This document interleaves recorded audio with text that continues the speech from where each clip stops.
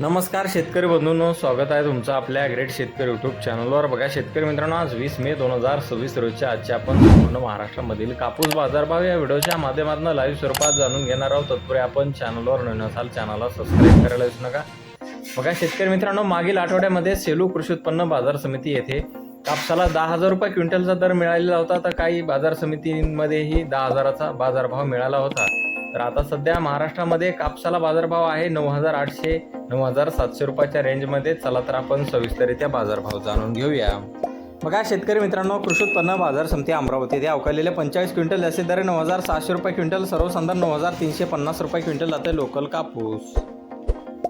बघा शेतकरी मित्रांनो, पुढील बाजार समिती सेलू येथे अवकालेले 5,482 क्विंटल याचे दर 9,870 रुपये क्विंटल, सर्वसाधारण 9,770 रुपये क्विंटल जात आहे लोकल कापूस।